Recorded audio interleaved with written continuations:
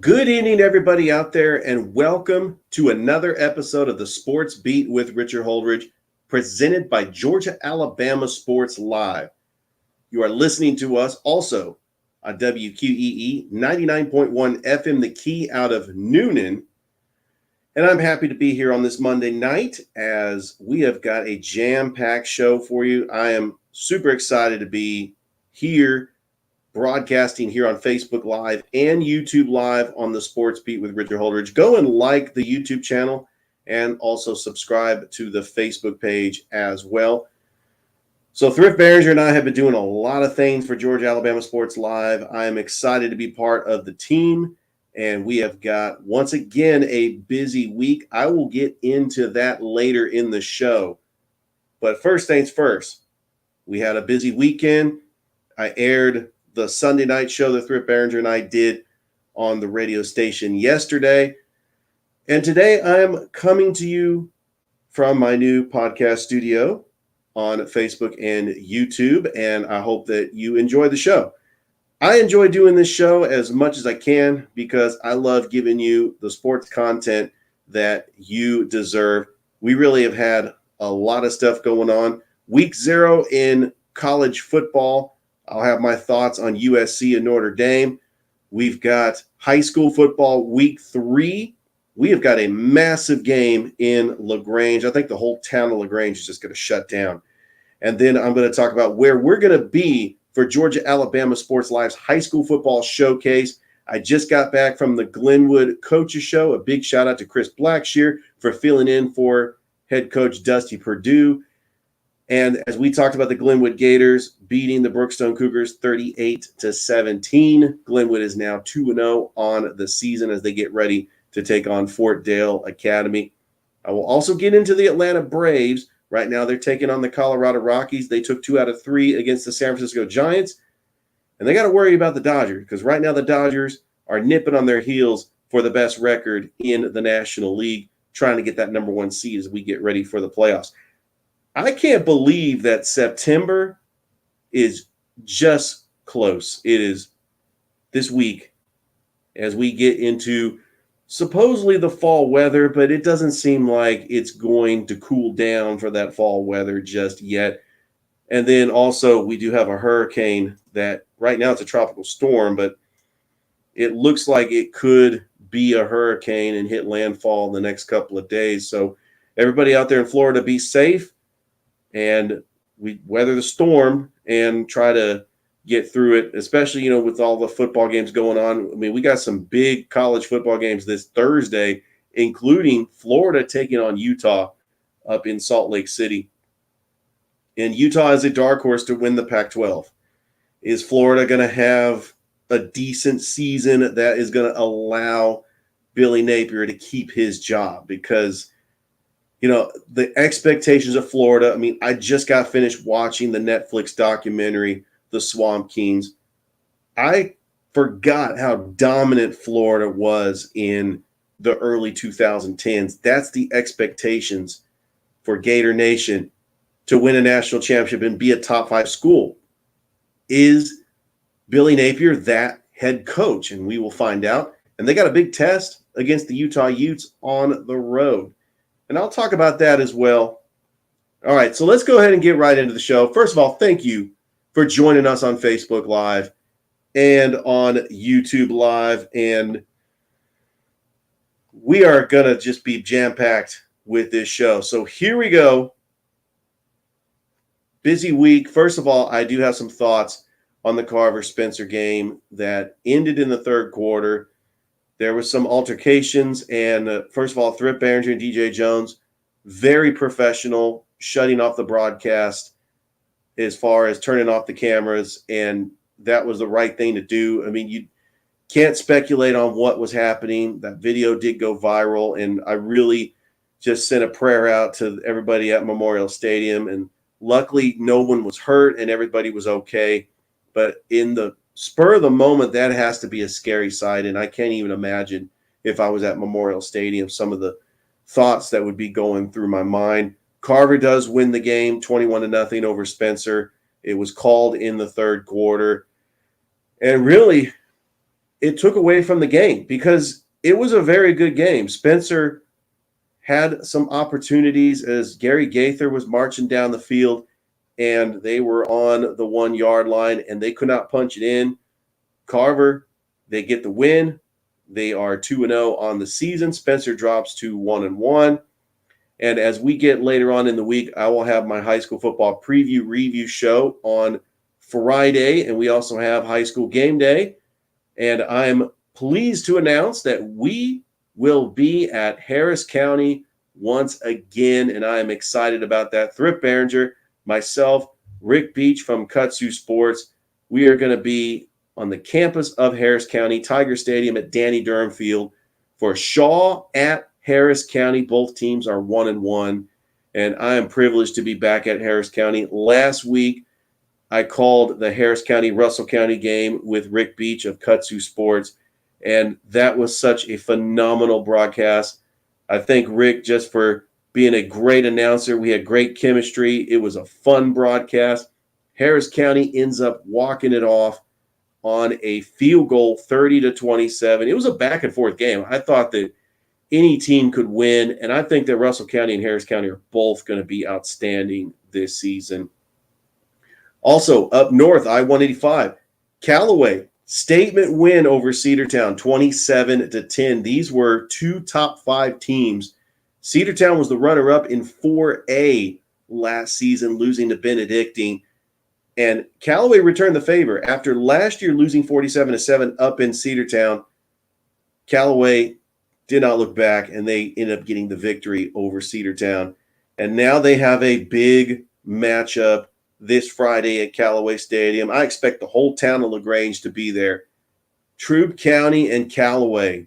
It doesn't get any bigger than that in LaGrange. And I am excited about that. It feels like it's rivalry week because we got Valley and Lynette happening. We have the Backyard Brawl. We have Central Smith Station. We got a lot of great matchups. And we are going to be at Harris County and Shaw, and that is going to be exciting. We do have some Thursday night games I want to get into, starting at Kinnett Stadium. The Manchester Blue Devils, who got the big upset win over Bowden, the state champions for 1A Division 1, or Division 2 rather. So Manchester's 1-0. They are taking on the Columbus Blue Devils, the Blue Devils who are 1-1 on the season. That's going to be at Kinnett Stadium on Thursday night. Now down at Otis Spencer Stadium, we've got the Northside Patriots traveling on the road to take on the Hardaway Hawks. Northside is 1-1. Hardaway is 0-2 after a tough loss to Troup County. So Hardaway, their first 2 games out the gate, they lose to Carver 47-6, and they lose to Troup County 50-0. That is tough sledding, especially now they have to play Northside. They just have a brutal schedule. This is going to be at Otis Spencer Stadium on Thursday. I will recap those on Friday's show. Now, we are not going to be calling any games for Georgia Alabama Sports Live on Thursday, but I will give you some of the highlights from those games that I will recap on Friday's show. We also have some Friday games at Kinnett Stadium. We have Heritage School, which is out of Noonan, a GIAA school. They are taking on Kendrick. Kendrick is 0-2, trying to get their first victory. And then down at Otis Spencer Stadium, the 4A school out of Albany, Georgia, Westover, is taking on the Spencer Green Wave. So that's going to be an exciting matchup. Spencer trying to bounce back after losing to Carver 21-0. Auburn is hosting Enterprise at the Duck. That's going to be a fun game. We talked about Valley and Lynette. We got Lochapoka taking on Beulah. Man, I cannot tell you how excited I am about all the matchups in high school football. And it just continues to get more and more exciting as we get into these destinations. I'm really excited to see what the schedule looks like. So just recapping some of the games from week 2, we talked about Harris County getting the walk-off victory over Russell County 30-27. Anthony Shellnut, 35-yard field goal to win it in walk-off fashion. And it was just a quarterback battle between Levi Watson and Robert Calhoun. I think both these schools are going to be fine, and it was packed. I remember at the end of the game, as I was going to my car, having a hard time getting out of the parking lot of Harris County because, there was a lot of people there. And plus, in Hamilton, Georgia, just Friday Night Lights, perfect atmosphere. And by the way, I want to remind everybody there's something special going down in Thomason. So probably the campus of Upson Lee, the GHSA reclassification meeting. This is open to the public Wednesday, August the 30th at 11 a.m. is the reclassification meeting. They do this every 2 years. They're going to have some reclassifications once again. Could we see a team like Harris County go up to 6A? Could we see a team like Carver go back up to 4A? This is the meeting that they're going to have, and they're going to make the announcement over the summer on where everybody – well, they're not going to make the announcement over the summer. They're probably going to make the announcement after the meeting's over on where everybody is going for the 2023-2024 school year, and then they'll do a reclassification once again in 2 years. So reclassification, it happened 2 years ago, and we witnessed all these public schools in Columbus that changed regions. You had Jordan, Kendrick, and Spencer all in 2A, Carver and Columbus in 3A, Shaw and Hardaway stayed put in 4A, and Northside stayed put in 5A.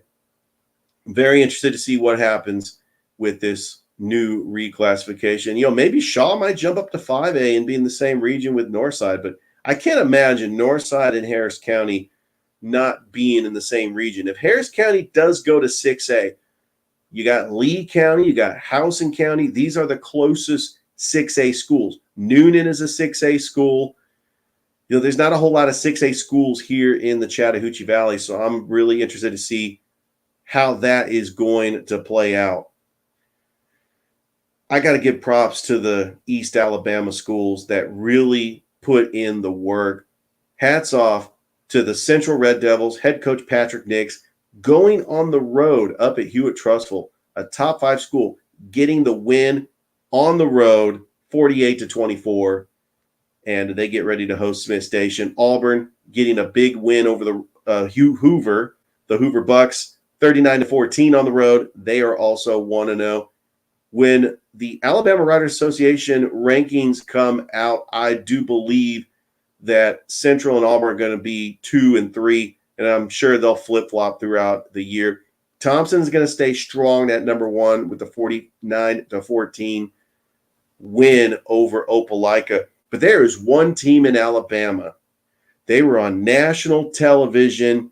I'm talking about Saraland. The defending 6A champions knocked off David Lipscomb Academy in walk-off fashion, and they have the USA Today national rankings for all these high schools teams.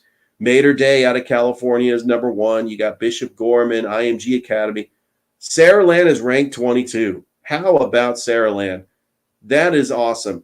Of course, Buford is ranked 5th. Georgia's got 3 teams that are ranked nationally: Buford, Langston Hughes, and Colquitt County. As I get into high school football, we'll talk about that later in the show because, I had John Nelson on the show. I've had Matt Stewart on the show. They have the GPB High School Game of the Week. And I got to tell you, I'm excited about this. Cedar Grove is going to be in the High School Game of the Week, the defending 3A champions going up against Creekside. And so GPB Sports is back doing their high school game of the week.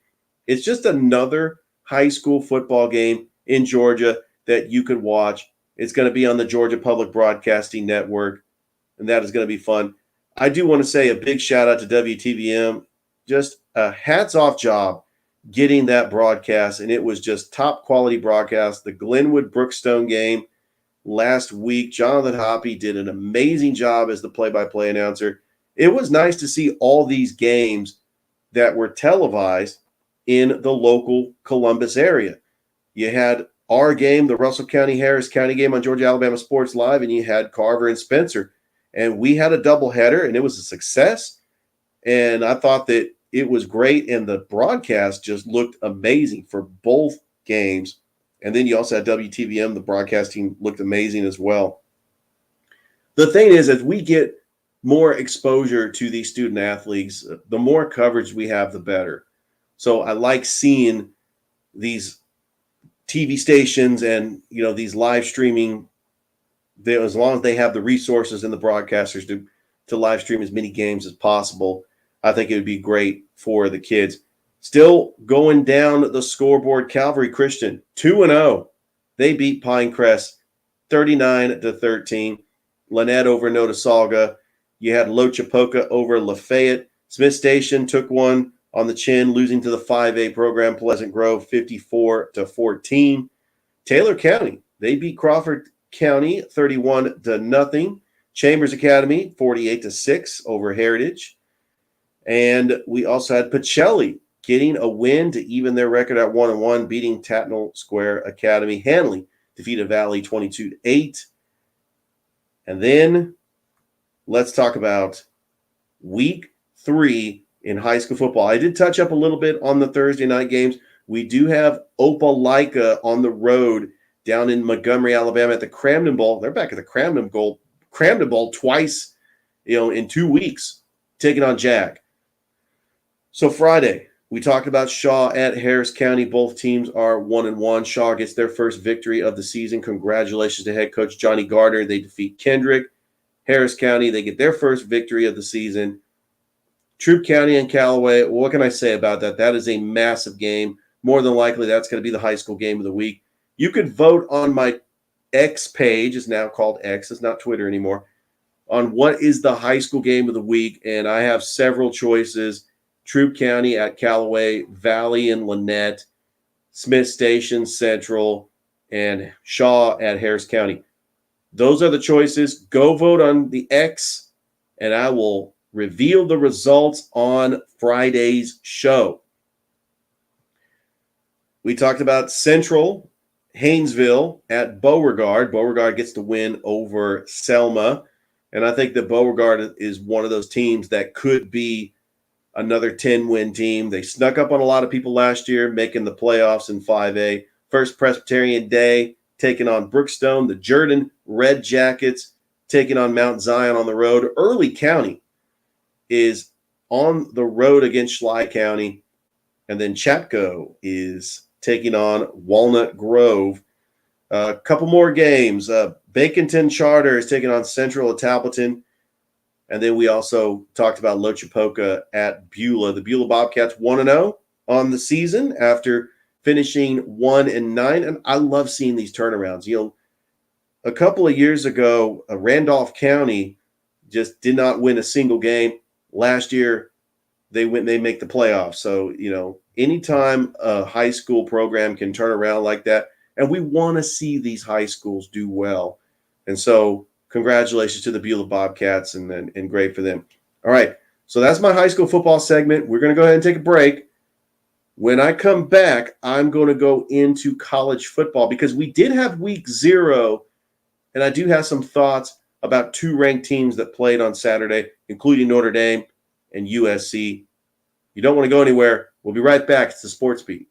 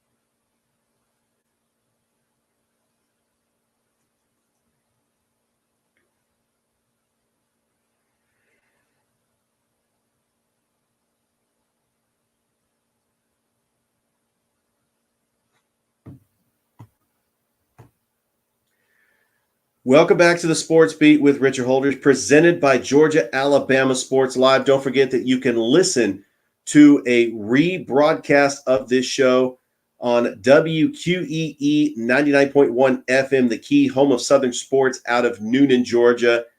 I'm on that radio station Monday through Friday from 2 to 3 p.m. right after Rod Peterson and right before Braves Country Today with Mac McGee and the Armchair Quarterbacks. I'm so glad that you are here live in my new podcast studio, and I'm really excited to be here on Facebook Live and on YouTube. Go to my YouTube channel and subscribe to the channel.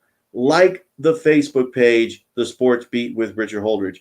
I also do a lot of things with Georgia Alabama Sports Live, as I am proud to be a part of the team. We have just a super fantastic team that consists of Thrift Behringer, myself, our two producers, Toygar and Chris Gates, and Rick Beach, who I'm going to try to get on the show tomorrow so we can preview that Harris County Shaw game, as high school game day is going to be on the campus of Harris County. And I was told that they are going to honor the Harris County Little League team right before kickoff.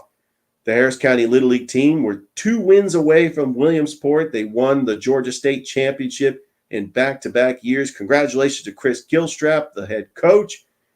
And they really have made a name for themselves. And Harris County High School is playing the Shaw Raiders.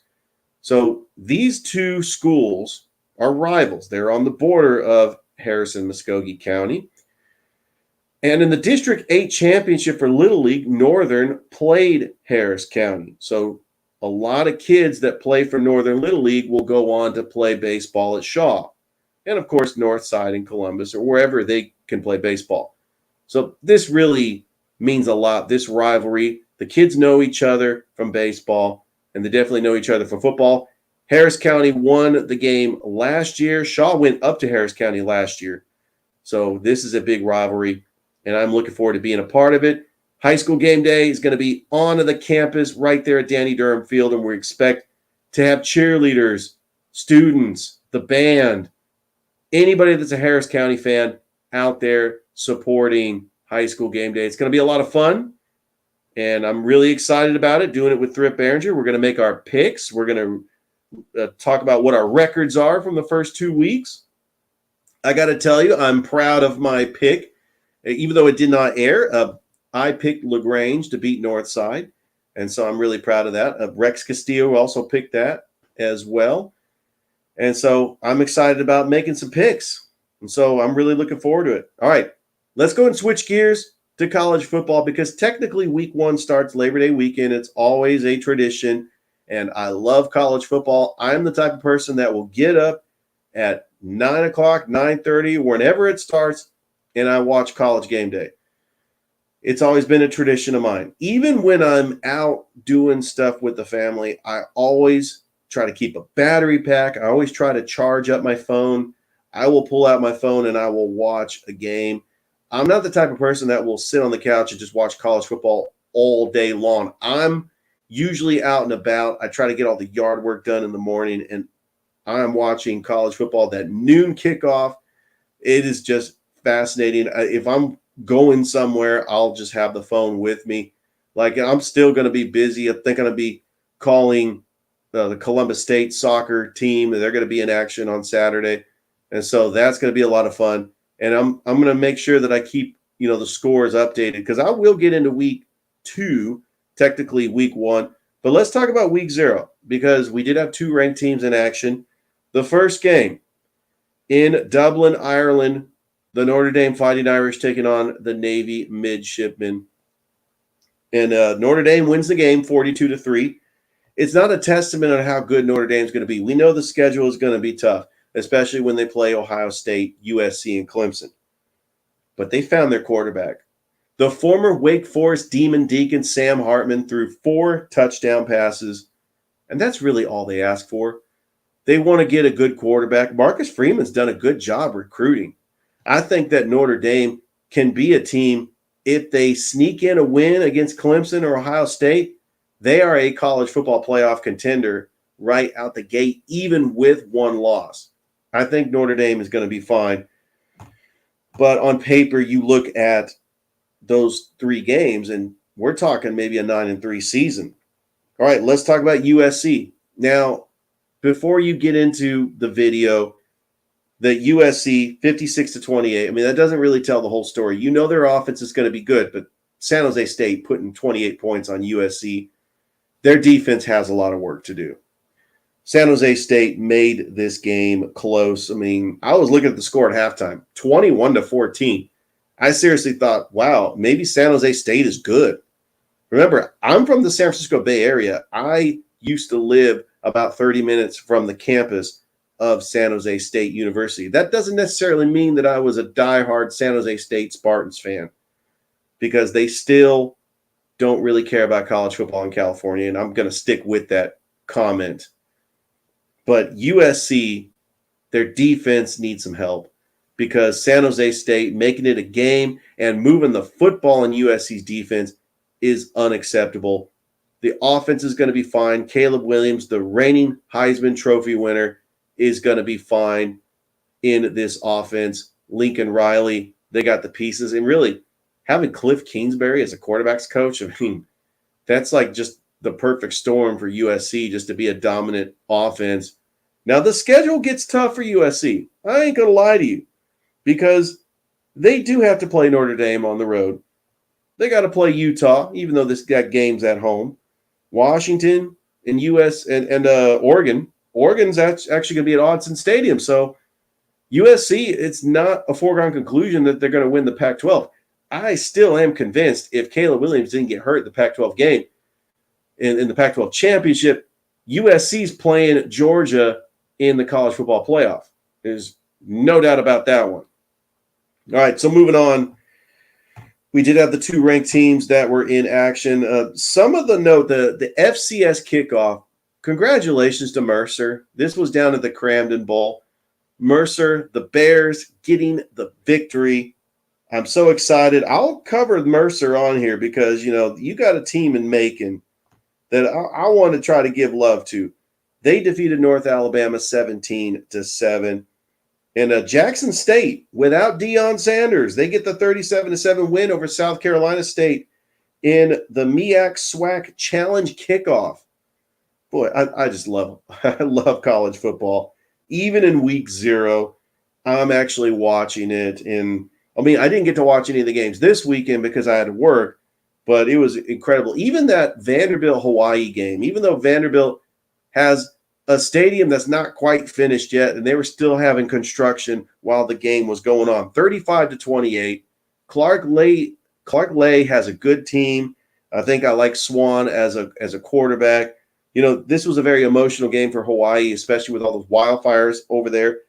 But Vanderbilt gets the win over Hawaii. And then you have Jacksonville State. This is their first year in the FBS. They have gone to the Conference USA, which Kennesaw State will be joining them in 2024. They defeat UTEP 17-14. Congratulations to the Jacksonville State Gamecocks for getting their first FBS victory. I also want to give a shout out to UMass for getting their first FBS victory, beating New Mexico State 41-30. That's amazing. Just got some notes right here. Congratulations to UMass. All right, let's go ahead and talk about week 2 or week 1, however you want to say, because, I call this week 0. Thursday night game. The Thursday night games are going to be great. This is where the college football season really kicks off. And I'm here to admit, I'm going to admit on this show, I am not a college football expert, but I admire the experts that know college football a lot better than I do.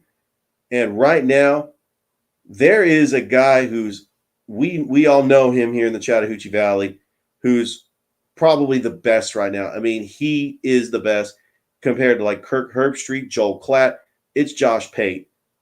I watch his Late Kick podcast every chance I get because all the knowledge he has of college football is really helping me respect and understand the game better. I wasn't always a diehard college football fan growing up in California, but I love the game. Living in Georgia since 2006, I've appreciated the passion and the fan bases that we have for college football. And I just want to give a big shout out to Josh Pate for really continuing to grind and continuing to have an incredible brand in the Late Kick podcast. And it's just incredible. And you can catch that Sunday nights, Tuesday nights, and Thursday nights on YouTube. And a rebroadcast of the Late Kick podcast is found on Apple Podcasts, Spotify, or wherever you get your podcast. He is now a national brand. If he wasn't a national brand a year ago, he definitely is. And in my opinion, he's the best. When you look at all the college football analysts out there, I don't think there's anybody that comes close to Josh Pate. And, by the way, he hit his 200,000th subscriber. How awesome is that? His audience is growing. It's worldwide. It's nationwide. And it's really been an inspiration for me to keep on grinding and doing this podcast, which I've been doing for about 3.5 years now. Yeah, since January of 2020. I'm about to hit my 700th episode too. So, be on the lookout for a special announcement. All right. Thursday night, week 2.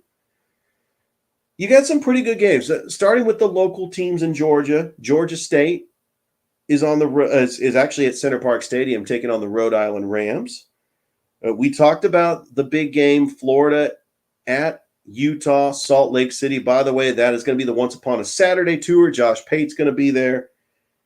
But you got Nebraska at Minnesota. You got the debut of Matt Rule going up against PJ Fleck. And that is going to be a very underrated Big Ten matchup. South Dakota is taking on Missouri, so another SEC team in action. NC State taking on UConn. Kent State taking on UCF. UCF making their debut in the Big 12. How about that? And then Elon taking on Wake Forest. This is going to be on the ACC network. I want to see if former Russell County running back Drew Pickett is going to get in this game because I'm excited to see his college career. I had the privilege of calling his games in 2021 and 2022 as the PA announcer in the first year and as a play-by-play announcer in the second year for CTV Bing. Excuse me for 1 second. Sometimes you got to cough. Anyway, college football is just amazing. And this weekend is going to be absolutely extraordinary.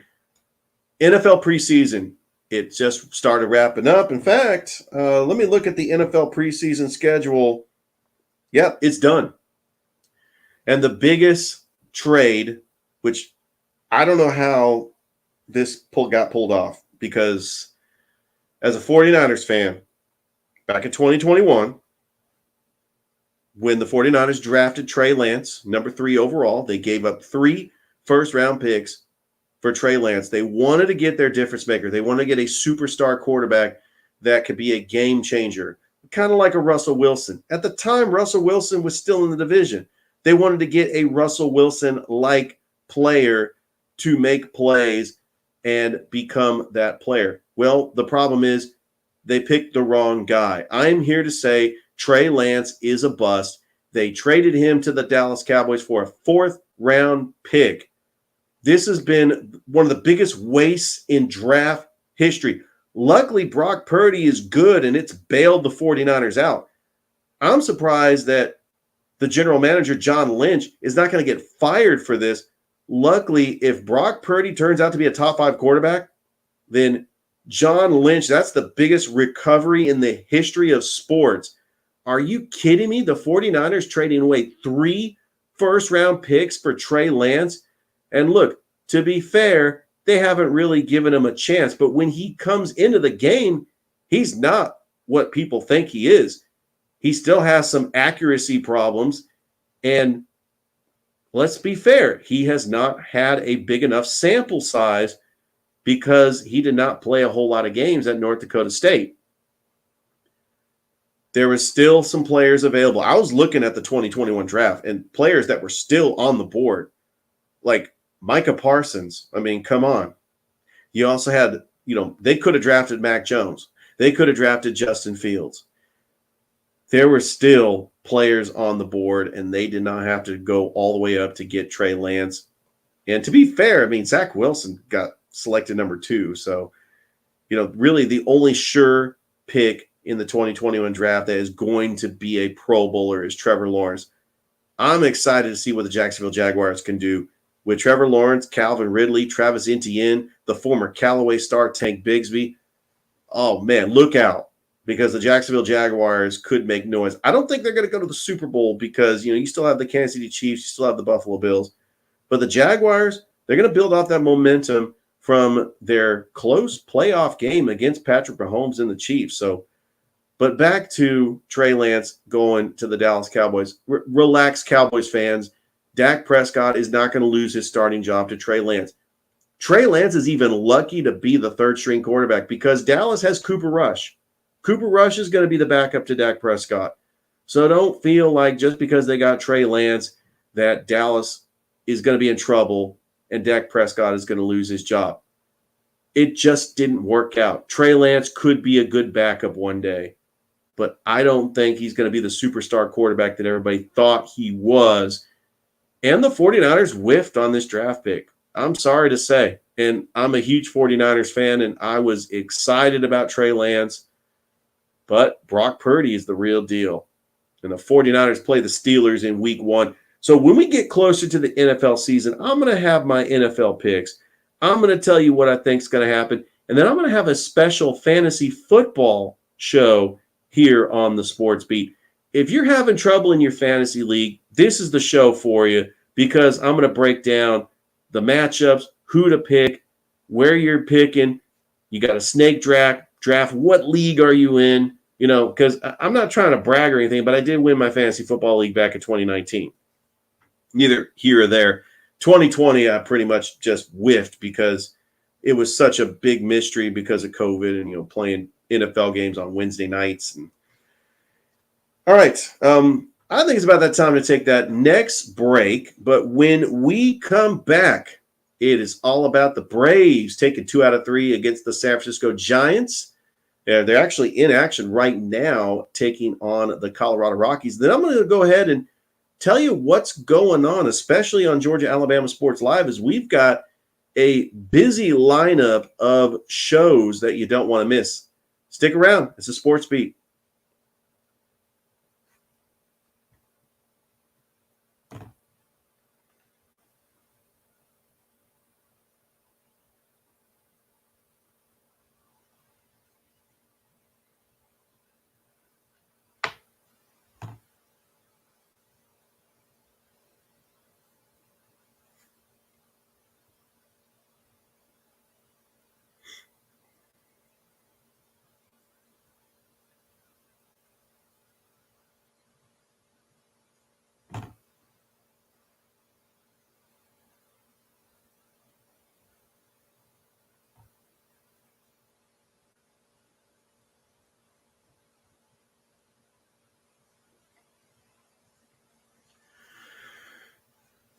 Welcome back to the Sports Beat with Richard Holdridge, presented by Georgia Alabama Sports Live. We are broadcasted live on WQEE 99.1 FM, The Key.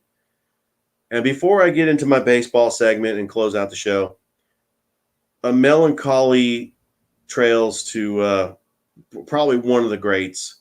This is really not sports related. Well, it's actually sports movie related. Bob Barker over the weekend passed away at the age of 99. And wow, I mean, I know that we all remember him. I remember him as a kid as the host of The Price is Right. But in my opinion, he is the most famous for it. He had the greatest cameo in the history of movies when he made an appearance in the movie Happy Gilmore. It was iconic.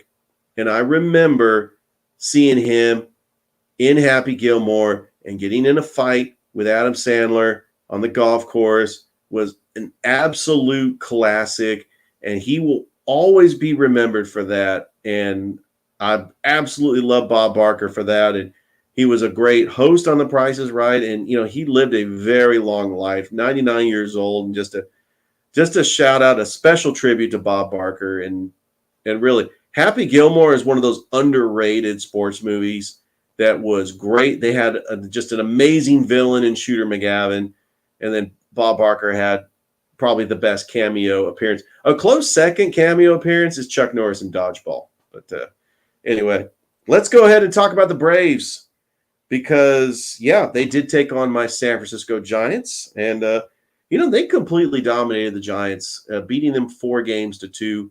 They took 2 out of 3 at Truett's Park against the Giants, and then they took 2 out of 3 against the Giants at AT&T Park. They had the Sunday night baseball game on ESPN, and the Atlanta Braves, which right now it is Monday night, so you got the Braves as they are leading the Colorado Rockies 5-4 up at Coors Field, bottom of the 6th inning. But right now the Braves are 84-45. And if you look at the standings, I mean, they got no problem in the NL East, 12 ahead of the Philadelphia Phillies. The Dodgers picked up their 80th win. The Dodgers are 4 back from the Atlanta Braves when it comes to the overall number 1 seed in the National League. It doesn't really matter if they have the best record. They have got to get ready for the postseason. And I've been listening to Braves on Deck with Tyler Redmond, which, by the way, is a fantastic podcast. I highly recommend, if you're a Braves fan, to listen to the podcast. Go watch it on YouTube. Tyler Redmond knows what he's talking about when it comes to the Atlanta Braves. The Atlanta Braves are just trying to get healthy for the postseason. When they get into the postseason, I think the Braves are going to be fine because they're going to pitch Max Fried. They're going to pitch Spencer Strider, which I think Spencer Strider is a dark horse to win the Cy Young. I really do. He's having a very special year. The third starter, it could be Charlie Morton, but it could also be Kyle Wright when he comes back. Maybe Mike Soroka. I'm not sure. But A.J. Smith-Shawver. I mean, they do have options for the third and fourth starter. But I do like Charlie Morton as a big game pitcher. The Braves have always had pitching. Even back in the early 2010s when they had arms like Chris Medlin and Brandon Beachy and Mike Minor and Jair Jurgens. And then, they had promising pitchers like Touki Toussaint, which now plays for the White Sox. The Braves had no problem with pitching. I think they're going to be fine. Their bullpen, a little bit better. Raisel Iglesias still the closer for the Braves. And Matt Olson having a special year. Ronald Acuna Jr. You've got some MVP candidates. And so I'm just looking at the schedule because you're taking on the Rockies for a 3-game series. And then this weekend, it's a big series, probably a preview of the NLCS at Dodger Stadium. The Atlanta Braves taking on the Dodgers for a 4-game series. This really could be the turning point to see, the Dodgers are hot. Mookie Betts is starting to look like an MVP candidate. I thought the Dodgers were going to fall off a little bit, especially losing Cody Bellinger, Justin Turner. But no, they have not skipped a beat. And with Freddie Freeman, Jason Hayward, Mookie Betts, Max Muncy, they've got some great players, and they still have the pitching with Julio Urias, Clayton Kershaw. You have Dustin May. They've got some arms, and I think the Dodgers are going to be a real threat to the Braves in the postseason. But somehow I think that even though the Braves match up well against the Dodgers are going to play the Braves very close. The Dodgers have beaten the Braves 3 out of the 4 years that they have faced them in the postseason. If you look back at 2013, 2018, 2020, finally the Braves broke through in 2021 and beat the Dodgers in the NLCS. And I think these two teams are on a collision course to meet in the NLCS. And Tyler would agree with me too, I think. Although, if he's high on the Dodgers, you can message me later, Tyler. We can talk a little bit about the Braves. I know a little bit about the Braves. I'm a Giants fan, but I'm still a secondary Braves fan. I'll root for the Braves because they are the local team here in Georgia. So, it's gonna look like a fun Major League Baseball season when we get into September and we get into the playoffs. Man, I've had a fun show. This has really been a jam-packed show. Don't forget, on tomorrow's show, I'm going to have my Sports Beat Georgia Alabama Sports Live crossover show with Thrift Behringer. You can catch the show that we do on Sunday nights on Georgia Alabama Sports Live, and that is also replayed on WQEE on Monday. So normally this is how the schedule is going to go. I'm going to have a quick reaction show on Saturday mornings about high school football. Sometimes you just got to go on Facebook Live and talk about all the games that happen, because if it's instant, you got to do it immediately. I wasn't able to do that this past weekend because I was working. So that's what I'm going to do. I'm going to go on and I'm going to have a quick reaction show on Saturday morning about high school football for week 3. Then on Sunday morning, and these shows are going to be about 15 minutes long. Sunday morning is going to be my quick reaction show about college football. And then Monday morning, it's my quick reaction show for the NFL. When the NFL does happen on September the 7th, that's on a Thursday. And then we also have the games happening on September 10th. So that's going to happen. I'm going to break my show down into 3 segments. I'm going to have guests anytime I can. I've reached out to my regulars, Philip Jordan. I'm trying to get him on the show. I'm trying to get Rick Beach on the show, trying to get Kevin Eckleberry. It's going to be a fun time. I'm really looking forward to this football season. If you want to be a guest on the show, please just message me. I will make time for you. I do have a time slot. I have an hour-long show on WQEE, and I'm looking to fill it with content. I've put the Glenwood Coaches Show. I've had the Georgia Alabama Sports Live show that Thrift and I do on Sunday nights. I've aired High School Game Day. I still like to air these, but if you want to be a guest on the show, I do have some room to put it on the schedule. So just message me. And I do want to thank everybody out there that has watched my show on Facebook Live and on YouTube. And don't forget, I'm going to have Thrift Behringer on tomorrow. Hopefully I'll get Rick Beach on, and we're going to have a great time previewing that Shaw-Harris County game, as we are going to be on the campus of Harris County this Friday. High School Game Day, Georgia Alabama Sports Live. You want to check it out. It's going to be fun. We could have some surprises as well. Definitely can't really tease that just yet. That was kind of a tease, but you got 2 1-on-1 schools going up against each other. It's a rivalry game. It's going to be fun and exciting, and I'm looking forward to week 3 in high school football. And I'm really looking forward to just this weekend talking college football. And don't forget, the home opener for Columbus State soccer. Remember, they made the Final Four last year. They're going to be at the Walden Soccer Complex taking on Berry College. And then they got another game on Saturday.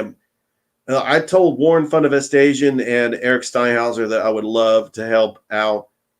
All right, so before I close this broadcast, I do have some thoughts about Foundry FC. Boy, this is going to be fun. So apparently, the National Indoor Soccer League, which I was a privilege to be a part of the family of the Columbus Rapids, the National Indoor Soccer League's team. Well, the National Indoor Soccer League has a new indoor soccer team in Columbus called Foundry FC. What does that mean for the Columbus Rapids? I think that the Columbus Rapids are not going to exist anymore, and this is absolutely heartbreaking, devastating. I owe everything to the Columbus Rapids for really giving me a chance, discovering me. I was a public address announcer. I had a little bit of broadcasting experience. 2 years ago, I was an unknown. The Rapids took a chance on me, a guy that didn't really call soccer. I called a little bit of soccer in college. And really, that first couple of broadcasts were very rough because the soccer experts completely torched me on YouTube with their hurtful comments. It almost made me want to quit. But I'm not a quitter, and I learned the game as much as I could. But the Columbus Rapids put me in a position to succeed to be the broadcaster that I am today. I love the Rapids. I actually got on the Rapids podcast and I just expressed some of my feelings and emotions about the Rapids. If you want to check it out on Off the Walls podcast, I put a lot of heart and soul and energy to the Columbus Rapids for 2 years. And for them to no longer exist and for the NISL to get a brand new team in there, I'm here to say I really don't want any part of it. Look, I know that if they come asking me, the only way I would accept is if they paid me. And, they would have to pay me something that's worth my while. But I feel that I don't know if I should support this brand new indoor soccer team in Columbus. Now, as a journalist, as a broadcaster, as somebody that does a podcast that covers Columbus sports, oh yeah, I'll talk about them on the show. I'll say, hey, they defeated the Memphis Americans last night. But this team is going to look so different from the Columbus Rapids that we have known. And all the merchandise, everything. I mean, I still have like Columbus Rapids shirts and scarves, and my kids wear Columbus Rapids gear. And I feel like all this is just going away. And it hurts. I don't know who's to blame here, but we should have done better to preserve this incredible franchise that had an incredible, passionate fan base and outstanding players. I mean, Olivia Gerald was a superstar. She played in this city and poured her heart and effort and was the NISL MVP and was a legend at Columbus State. Megan Byers scoring the first goal in Rapids history. All this is going away.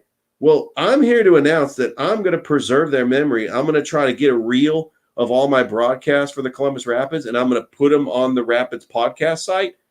The Rapids is not going away. I will continue to keep their memory alive. But I just am not sold on this brand new National Indoor Soccer team. I mean, this is just not right. Anyway, that's just my thoughts on that.